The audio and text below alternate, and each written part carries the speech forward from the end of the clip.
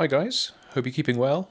Slightly different video this time around. It's not to do with Doom Eternal gameplay, but it's actually to just briefly show you a little bit of this, what I think is an amazing book, The Art of Doom Eternal. Obviously lots of video games have this type of book, but this one particularly, if you're a fan of Doom and you're a fan of Doom Eternal, is a must-have in my opinion. Really nice quality cover. Pretty chunky as well. Just gives you a little of a breakdown about what you can expect in here. So it's all about the kind of concept art really, which took part as part of the development for Doom Eternal. So you get to see some really cool, I guess, different forms of demons and the Slayer, different concepts that didn't make it necessary to the final game, but are pretty cool nonetheless. So I'm not going to do page by page just because it'll, I think, kind of maybe spoil your own enjoyment if you end up purchasing it. But it'll just give you a bit of a breakdown, really. Nice glossy pages. Look at that. That's an amazing render of the Slayer there. It looks incredible.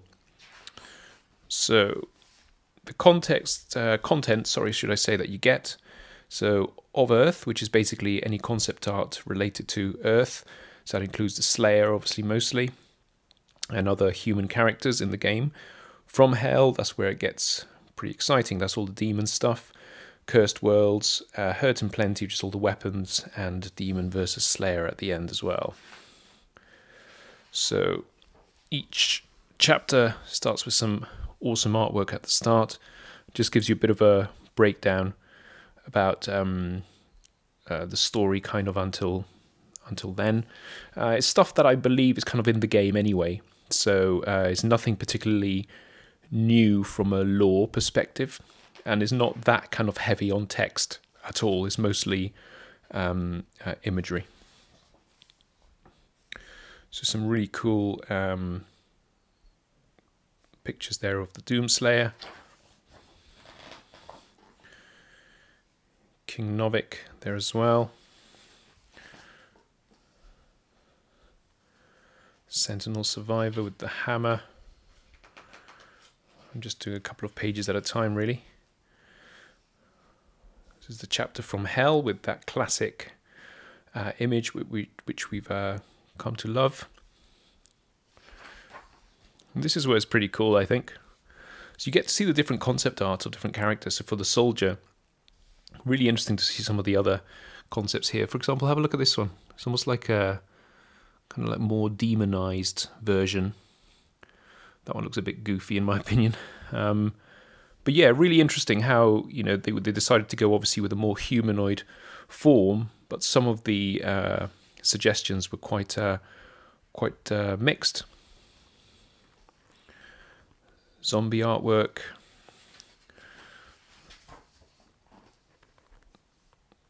Those are the ones that kind of explode. Different concepts for them as well.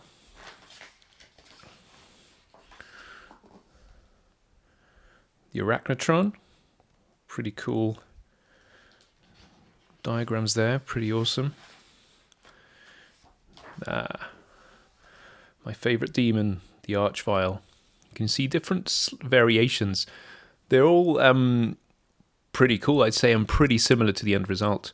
It's just some variation with the hands.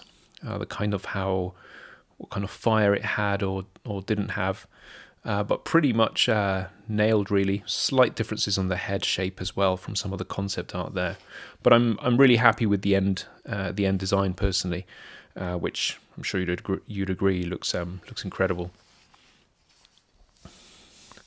These I find quite interesting. So the carcass, yeah. So obviously the carcass is a kind of mixture of human and robotic kind of enemy. So it's interesting how they kind of tried to design as well what it maybe would look like without the robotic element. So it'd be cool, wouldn't it, if in maybe another game or something you maybe battle some of these demons without the robotic element. So maybe, who knows, maybe the carcass would look something a bit like this, which would make it quite interesting. Different suggestions for the Whiplash and there.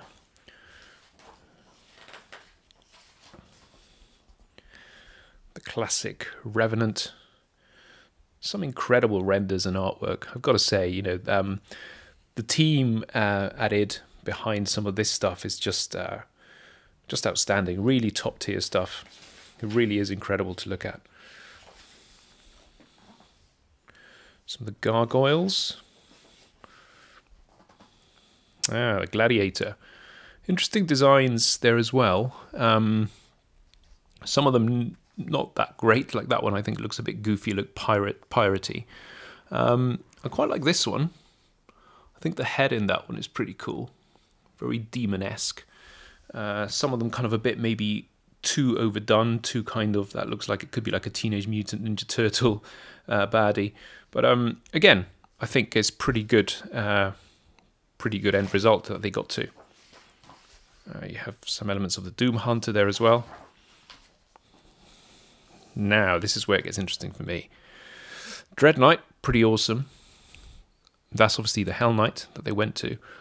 But I've got to say, I love some of these additional designs. They're a bit more, I guess, alongside the classic kind of Hell Knight look, I guess.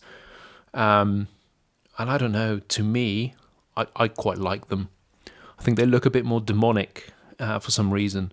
So I think I'd be happy to have had those two as two variations of the Hell Knight almost. This one's got slightly kind of browner sections at the top. This one a bit more kind of similar to the colour that we get in the game. But they both look, in my opinion, pretty nasty. I would love to see those in a game at some point. I think they look pretty cool. Hell Priest options. Interesting variations there as well. The Icon of Sin, pretty cool graphic there at the top of it with all the kind of demons fighting for it. Makers, interesting, different progression of how they could have looked possibly. I do think the end result is the best one out of those, if I'm honest. Khan Maker as well, pretty awesome. This is interesting.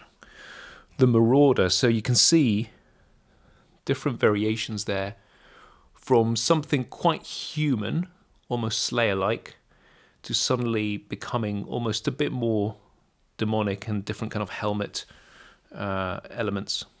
Some of these at the bottom are pretty cool. That one's pretty cool, I think. But again, I think the end result is probably the best of the lot. Okay. Let's have a look at some cursed worlds. So this is obviously the environments.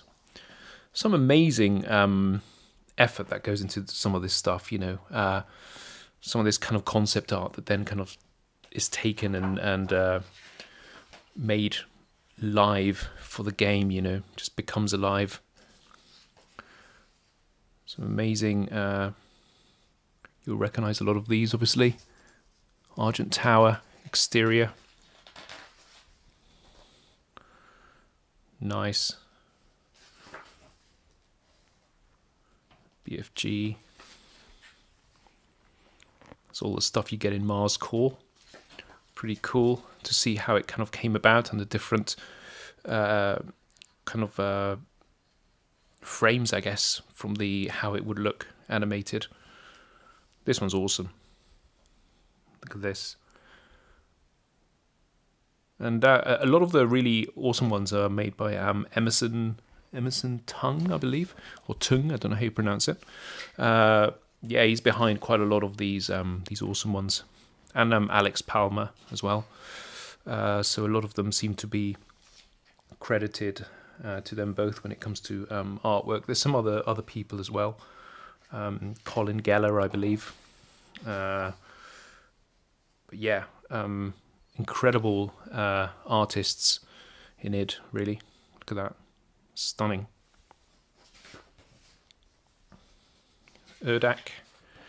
Very, very different environment to anything like we've seen in Doom before. All the different concepts for some of the items and the kind of environment sections.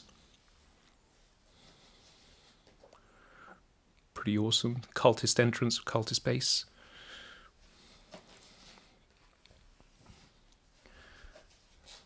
This one's pretty cool. Cultist base idea of what it maybe looks like from afar. That's pretty awesome, I'd say. Hell. And really interesting to just see some of the concepts that obviously made it, some of them didn't, but it just goes to show the amount of detail that they put into some of this, these ideas, you know. Hurt and Plenty. We got the awesome guns and weaponry, which we've come to love. Obviously, huge part of what the appeal is to Doom, and any new Doom game that comes out is always like, okay, what weapons have they got?